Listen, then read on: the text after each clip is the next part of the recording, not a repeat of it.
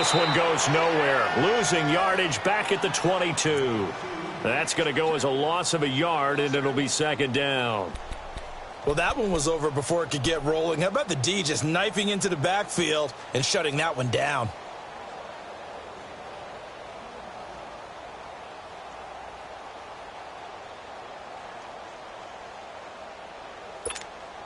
A loss of a yard there to start out. That leads to a 2nd and 11.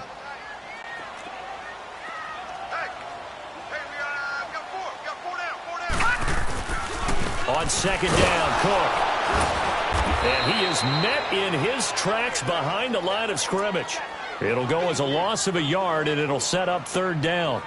An interesting and intriguing decision there defensively because they kept extra DBs on the field despite seeing the multiple tight end look that came out for the offense. I thought they were going to switch out of it. I didn't know if they felt they didn't have time or what the case was. Well, in any event, the extra speed allowed for great penetration as they stuffed that one behind the line of scrimmage. On 3rd down, Jackson. And he's able to find Diggs. And they're going to get this beyond the 40 before he's taken down. And a nice gain of 21 yards.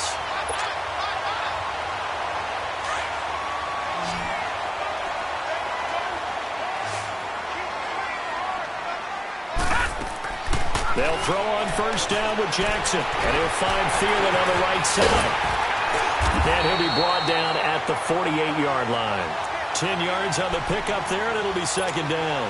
They've got good playmakers on the offensive side of the ball. I don't know what happened last week to really hurt their performance and hold down their production, but I would dare say that this week in practice, there's a lot of talk about how they're going to increase their proficiency. And that was a good start getting the playmakers involved. You mentioned that to me pregame. That's what they did there. Yeah, I think a lot of people think the coaching staff really gets on them, and that's how they motivate them. Most of these guys are self-motivated. They have a lot of pride in their performance.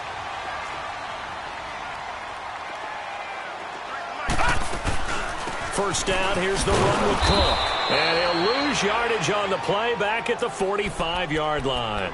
That's going to go as a loss of 4, and it'll be 2nd down. So add that tackle for a loss to the 2 that he had a week ago. And you know what he's doing right now? Smiling? Yeah, definitely doing that. But he's also patting his guys on the back, his defensive front, because they're keeping him clean, meaning no one's getting to him as a blocker. He's able to run to the football, and the plays he's making, he's spilling them in the offensive backfield. So the screen good for only 2. Now it's 3rd down. And they're getting him involved early. You feel like they saw something on tape, or they just have a sense with him because he's had a good week of practice or something in that area. But they want him involved, just as you said. They want him to touch it either in the running game or the passing game, but they must like the matchups they're getting. 19 yards that time for number 19. Okay, I'm not so great at math, but I just looked over at our statistician, Marvin, and he signaled to me 5 for 5 to get things started here on this opening drive. Where I come from, that's pretty good. That is pretty good. Now, what do you do defensively to adjust? Well, this is where you've got to make a decision as a defensive coordinator. Do you really get after the quarterback, or maybe you tighten down on the receivers, bump them off of their routes, chip away at their timing so things aren't as precise? He rifles one that's intercepted. Picked off at the 17. And he'll return it to the 24-yard line. That's now his 2nd interception in as many weeks from his linebacker position. And think about all the different techniques he has to employ in a passing situation. Is he spot dropping because it's zone? Is he picking up man-to-man? Is he having to run with a running back or a tight end? In any event, great eyes, head on a swivel, and excellent hands. Yeah, versatility and showing those hands.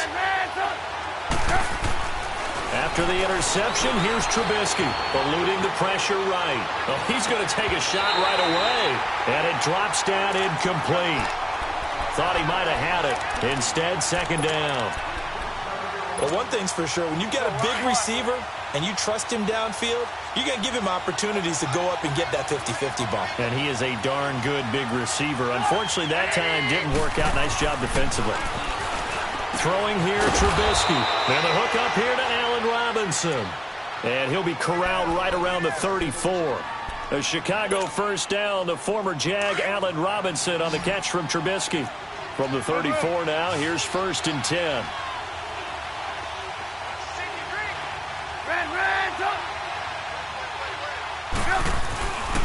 Here's the first carry for Tariq Cohen. And he'll lose yardage. Brought down at the 32. That's going to go as a loss of 2, and it'll be second down. Moving backwards on first down, never a good thing. What does that do for the mindset on second down? Well, it changes your play call, definitely, because as a play call, you're advancing yourself thinking, okay, we're going to get a gain here. Now you've got to go back in reverse, come up with something to pick up not just the yardage lost, but gain a few extra. And that one good for 16, and the drive will continue. When you're a player of his stature, you don't just circle the games on your team's calendar. You circle the Pro Bowl? Without a doubt. That's a game that you just figure you're going to be in each and every year. That's because of catches like that. That's why he goes.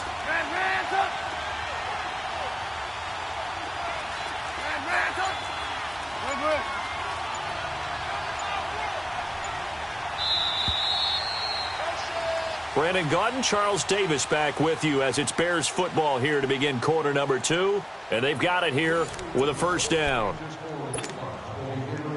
2 first downs have them up near midfield now on 1st and 10.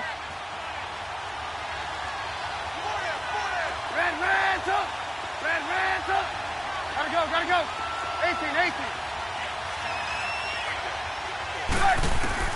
Now Trubisky on first down. Now he'll escape to his left. Now he'll let it go deep left side.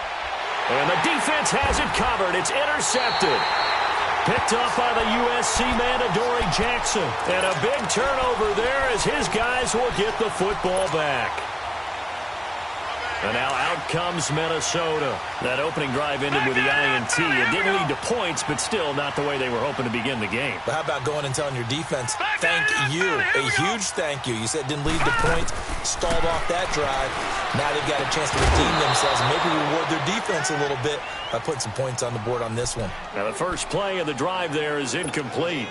Seems like this defense, especially the secondary, has really been contesting about every throw in this first half. Remind me of a good half-court defensive basketball team. Every time a pass is thrown, they're right there and gets the good defensive position, able to affect the play.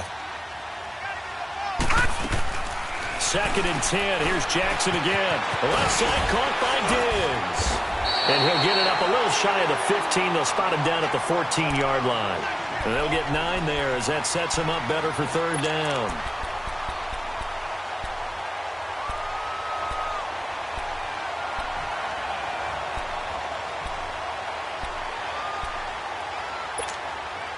Came up a little short on the last pass play. They did get 9 yards out of it, leaving him with his 3rd and 1. Now let's go. Blue 90. Blue 90. From the gun, it's Jackson. And he'll be hit as he releases it, and that'll fall incomplete.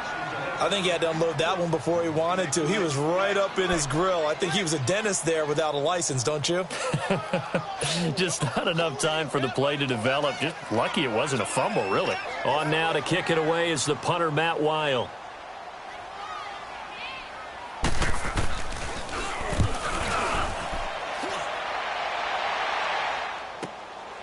That's pulled in at the 32. Nice job bringing that one back. 14 on the return. And the Bears take over. And now Chicago getting ready to go as they take the field. And following the interception, just any interception, are you a little bit more cautious when you start that next drive, or no, you just throw that out the window? I think you are. I don't think that there's any way you can run back out there and go, totally didn't affect me. Let's just go ahead and be loose with the football again. You're going to take care of it, but you have to be careful about being too cautious because now you can't run any offense at all. Still want to attack. We'll see how they attack him here. They go back to the air here after the INT on the last drive. And they'll get him down as he's inside the 40. They may want to go back to that one. First play of the drive, good for 15 and a first down. I think the last 2 plays really illustrate how difficult it is to game plan against this guy because you know he can throw the football. But how about his use of legs as well? What we call those broken plays, you can't account for them. Yeah, those plays, those 2 that you just mentioned, a microcosm really of how he can hurt you. And down inside the 35, he goes to the 32-yard line. 7 yards on the pickup there, and it'll leave him with a 2nd and 3. Red.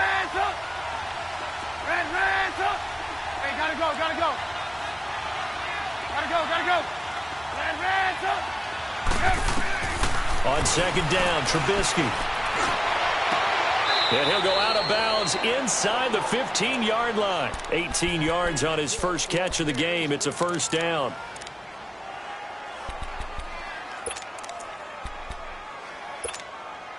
A first trip to the red zone for the Bears. It's 1st and 10 at the 14. Inside the red zone here. They'll look to throw. And that is caught. Touchdown, Bears. Allen Robinson, his 3rd touchdown now on the year. And the Bears are in for 6. That's why you've got your star out there. Throw the ball to him. They did. That's simply saying we don't care what coverage you put out there. He's so good, we're going there with the football anyway, and there's not a thing you can do about it. Inside the red zone, they go to him. He gets it done. The kickoff team on the field now as they will send this one away. That's fielded in the end zone. And all that worked, but he stopped where he ultimately would have been, and he's simply taken a knee, and that's the 25-yard line.